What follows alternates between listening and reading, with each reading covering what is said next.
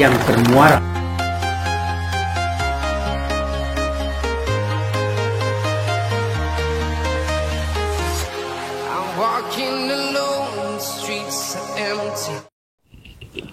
Assalamualaikum warahmatullahi wabarakatuh. Kita ketemu lagi untuk mata kuliah studi kelayakan usaha. Kali ini kita akan berbicara tentang aspek hukum. Jadi di dalam mata kuliah studi kelayakan itu, sebelum kita mempelajari tentang aspek keuangan, maka kita harus mempelajari dulu tentang bagaimana aspek hukum, yaitu disesuaikan dengan apa yang kita kerjakan di dalam studi kelayakan. Jadi usaha-usaha itu sesuai dengan aspek hukumnya. Oke, kita coba apa pengertiannya aspek hukum ya. Jadi aspek hukum itu mengkaji ya ketentuan hukum yang harus dipenuhi sebelum menjalankan usaha. Jadi sebelum menjalankan harus tahu dulu aspek hukumnya. Kemudian ketentuan hukum itu adalah jenis usaha yang berbeda-beda. Ya, tergantung pada kompleksitas bisnis tersebut. Dengan adanya itu otonomi daerah menyebabkan ketentuan hukum itu dan perizinan antara daerah satu dengan satu itu ada perbedaan. Jadi aspek hukum sekarang itu ada otonomi daerah, itu tentu di setiap daerah itu ketentuan berbeda-beda, walaupun perbedaan ini tidak signifikan ya. Kemudian kita harus tahu aspek hukum itu bagi perusahaan. Itu memiliki tujuan yang sangat penting, yakni layak atau tidaknya perusahaan didirikan. Kemudian dalam hal ini berkenaan dengan keabsahan atau kesempurnaan dan keaslian dari dokumen-dokumen yang ada. Jadi di dalam ketika kita membuat sebuah perusahaan, tentu kita harus tahu aspek hukum dan apa yang harus dipenuhi ya daripada dokumen-dokumen tersebut. Kita harus memahami ya. Nanti kita bicarakan lebih lanjut. Kemudian di dalam perusahaan itu bermacam-macam bentuk ya. Jadi kita tinggal bagaimana mengkaji di mana posisi kita nanti ketika kita menjadi seorang peneliti, seorang yang membuat studi kelayakan.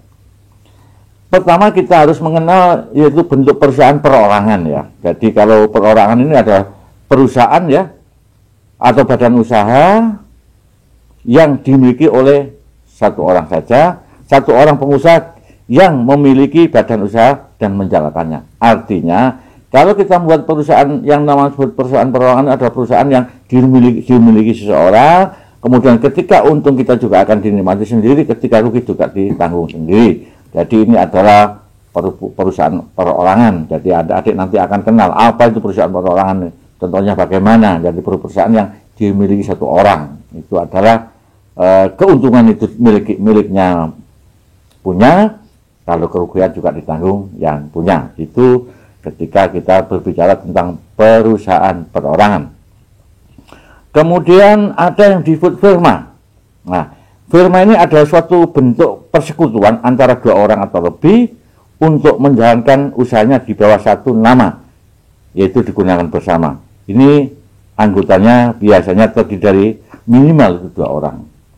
Jadi firma ini adalah sebuah perusahaan yang dimiliki dua orang atau lebih, kemudian masing-masing juga ingin menjalankan perusahaan tersebut. Jadi kalau itu dimiliki 3 orang atau 2 orang, masing-masing menyetorkan modal, juga masing-masing menjalankan perusahaan tersebut. Jadi ikut berpartisipasi di dalam menjalankan usahanya. Itu kalau firma. Kemudian ada lagi yang disebut perusahaan komanditer. Ini yang sering kita ketahui ya, yang kita kenal yang disebut CV. Jadi CV ini juga sebuah persekutuan. Komanditer adalah suatu bentuk badan usaha ya, berupa persekutuan yang didirikan oleh 2 orang atau lebih, di mana sebagian para anggotanya memiliki tanggung jawab yang tidak terbatas dan sebagian anggota lainnya memiliki. Artinya begini. Jadi kalau CV ini ada anggota pemilik itu aktif dan tidak aktif. Artinya ketika kita menjadi anggota CV tersebut itu aktif, berarti mereka yang menjalankan perusahaan, kemudian tidak aktif hanya menyetorkan modal saja. Tentu ini berbeda tentang tentang keuntungannya. Jadi CV itu ada anggota aktif dan anggota tidak aktif. Yang tidak aktif hanya menyetorkan modal, dan yang aktif adalah yang menjalankan. Ini yang kita ketahui, yang sering kita ketahui di lapangan ya, tentang CV-CV yang biasanya CV-CV ini adalah yang mengerjakan sebuah tender-tender ya, tender-tender pekerjaan, proyek-proyek, itu biasanya CV. Kemudian kita mengenal yang disebut perseroan terbatas.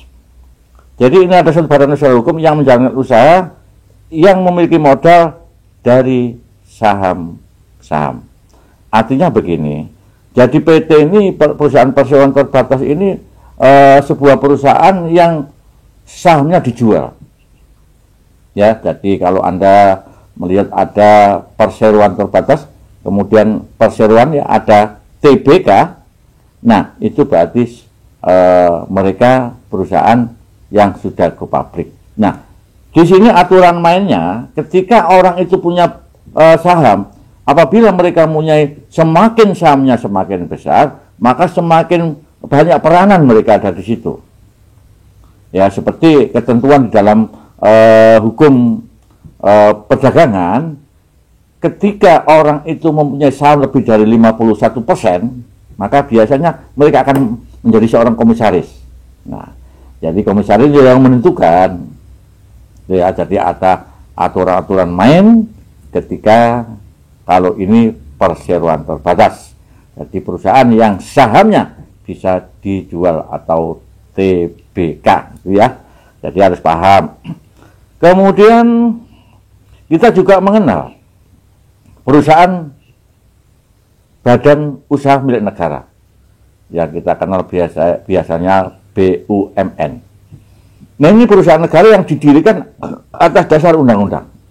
Ini yang dikenal sebagai perusahaan negara itu adalah perusahaan yang dimiliki sepenuhnya sebagian besar maupun sebagian kecil oleh negara. Jadi ini perusahaan yang dikelola oleh negara, yang pada dasarnya perusahaan negara ini adalah sebagai misi undang-undang untuk mengamankan sebuah produk-produk yang strategis, yang kepentingannya orang banyak. Sehingga ketika itu berkaitan dengan kepentingan orang banyak, maka ini biasanya perusahaan yang dikelola oleh negara. Contohnya BBM, ya, banyak perusahaan-perusahaan Bulog, ya, beras. Nah, ini perusahaan-perusahaan dibutuhkan untuk kepentingan orang banyak, sehingga BUMN ini sangat peranan sekali untuk menstabilkan ya kebutuhan yang ada, perekonomian yang ada di negara-negara. Itu untuk BUMN. Juga ada badan usaha milik daerah. Badan usaha milik negara daerah itu ada perusahaan yang dimiliki sahamnya penuh oleh Pemda. Ya, ini Pemda juga ada. Ya, jadi ini badan usaha milik daerah. Kemudian kita juga mengenal yang disebut koperasi. Ini juga sebuah usaha yang bertujuan untuk didirikan untuk mensejahterakan anggotanya sebagai modal menjalankan usaha yang biasanya ini bukan biasa. Ini modal itu adalah dari anggota, kemudian dana itu dibentuk sebuah kepengurusan koperasi dan dikelola untuk kesejahteraan anggota. Jadi ini koperasi ini juga termasuk sekarang badan usaha, dan di situ ada koperasi itu dengan usaha-usaha, ada usaha konsumsi, ada usaha pelayanan jasa dan sebagainya. Jadi ini untuk mengenal bahwa perusahaan itu, bentuk-bentuk jenis-jenis perusahaan atau bentuk-bentuk perusahaan di Indonesia ini banyak sekali, dan tentu kita harus mengenal. Jadi nanti studi kelayakannya kita sesuai dengan apa yang kita buat, sesuai dengan bentuknya perusahaan. Kemudian ada lagi ada badan usaha yang mana ini yang disebut yayasan. Ini badan usaha yang terdiri dari kekayaan yang dipisahkan, diperuntukkan untuk mencapai tujuan tertentu di bidang sosial. Jadi baik keagamaan, kemanusiaan, dan pendidikan. Ini adalah yayasan. Jadi ini modal adalah terpisah. Artinya modal terpisah itu modal yang tidak bisa dijual belikan ketika ini yayasan. Dan ini modal yang sudah disetorkan itu tidak bisa diperjualbelikan, karena yayasan itu adalah memang undang-undangnya seperti itu. Ini bertujuan untuk tidak mencari keuntungan, tetapi ingin besar, yaitu yayasan pendidikan, kemudian rumah sakit dan sebagainya. Ini adalah termasuk dalam kategori sebuah usaha daripada yayasan. Nah, bagaimana kita cara mendirikan? Ini penting sekali untuk saya sampaikan. Yang pertama, ketika kita membuat CV, ya, kita harus validasi nama CV tersebut, ya, akte pendirian dan SK Kemenkumham. Ini ketika kita membuat sebuah perusahaan, ya, seperti CV itu. Jadi kita harus ada validasi nama CV itu apa, akte pendirian, ya, itu harus, kemudian SK Kemenkumham, ya, kemudian kita juga harus punya NPWP, ya, kemudian izin usaha dan sebagainya. Itu ketika kita membuat sebuah perusahaan atau CV yang kita sering kita kenal itu CV di tengah-tengah kita. Kemudian ada sebaiknya nama perusahaan itu adalah fleksibel dan sesuai sistem pengambilan keputusan pada CV itu lebih mudah dan cepat dan tidak ada modal minimal. Itu CV itu paling mudah ketika kita membuat sebuah usaha, ya. Kemudian dalam prosesnya apa yang harus kita lakukan ketika kita membuat sebuah badan atau usaha, ya.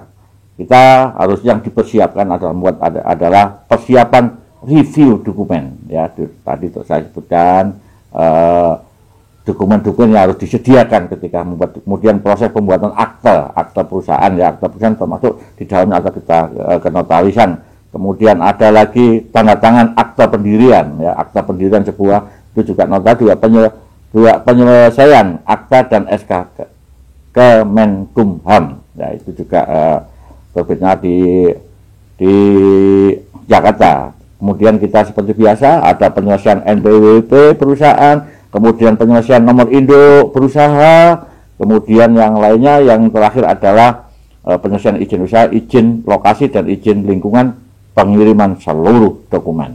Nah, ini semua ada sebagai syarat ketika kita membuat sebuah usaha.